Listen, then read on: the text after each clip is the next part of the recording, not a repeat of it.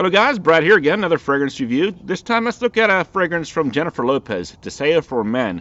Came out in 2008, classified as a woody aromatic. Top notes of red berries, yuzu, cedar and lemon. Middle notes of tobacco leaf, guaiac wood and orris root. And base of patchouli, vanilla, sandalwood and amber. And I got 6 of these samples on eBay, 1.2 ml samples come like this, and the bottle is really cool looking. It's like a big gemstone. And what it says inside the card: when he desires the pursuit of intense passion, Deseo for Men, viral, daring, alluring, rich in masculine attitude, a thrill uncovered by cedar leaf, fresh orris, and warm tobacco leaves, resting on sensual sandalwood.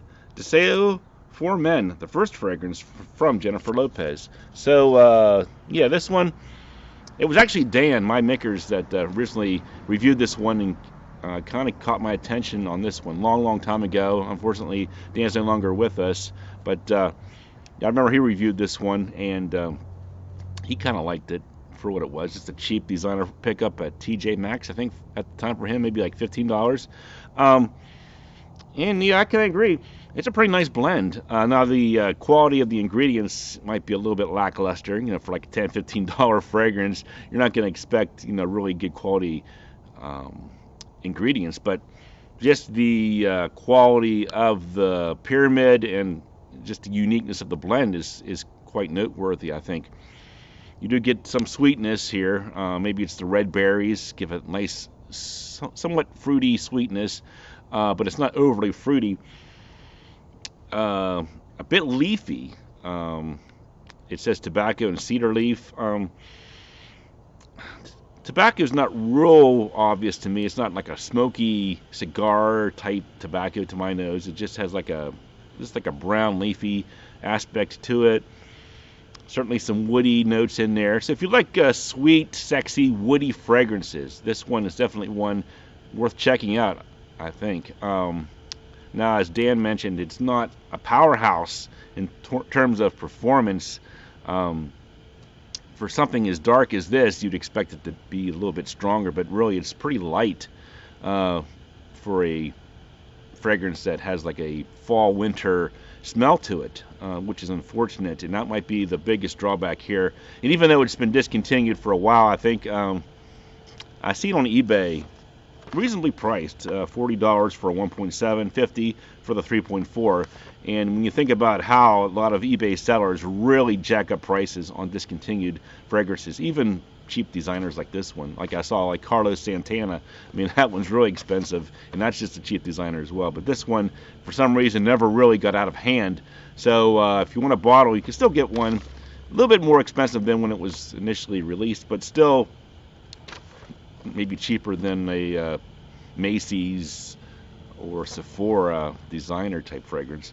So yeah, I'm kind of liking it. Maybe a little bit cheap smelling, a little bit synthetic, maybe a little bit plasticky or something like that, but yeah, it is kind of sexy in a way.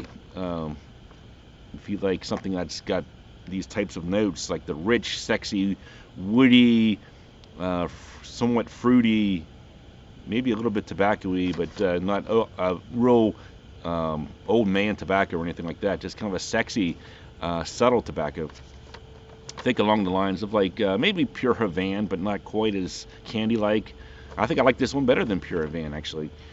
I think Dan mentioned John Varvatos, and I can kind of see where he's coming from as well there, but this one, not quite as exotic smelling as Varvatos, but it kind of does its own thing, so you pretty much have to check it out to see. But if you like red berries, tobacco, cedar, I think you'll like this one. Check it out if you get a chance. Get the sample pack like I did for $7. Smell, 7.5 out of 10. Nice smell. Impressive smell, actually, for what it is. Just a an overlooked designer fragrance or celebrity fragrance. 2 to 3 hours performance, pretty much 6 to 10 hours. Probably the worst thing about the fragrance is it just doesn't seem to push out like you would expect it to for something with a tobacco and patchouli orris root geic wood. Very light. It makes you wonder how much actual oil was used in this fragrance. Versatility, 7 out of 10. Perfect for this time of year. Late fall, early winter. Great time when the weather's 40s, 50s. I think it really works well. Uniqueness, I'll say 8 out of 10. I really think this one is a unique fragrance. Some people would say, it smells generic. I don't see that. If you look at the note pyramid, yuzu, red berry, tobacco, orris root, what other fragrances have those notes? So really, I think if you have a refined nose, or if you've been in the game for a while like me, you might appreciate the uniqueness of the blend. Maybe some people could write it off as just generic if you just say, well, yeah, it just smells kind of sweet and woody, but I pick up on these little subtle things. Price point, like I said, $40 for the 1.7, $50 for the 3.4 if you go to eBay. So for me, 7 out of 10. I'll ding it a half point because of the performance, but the smell definitely makes it nice, and the unique factor makes it something worth checking out.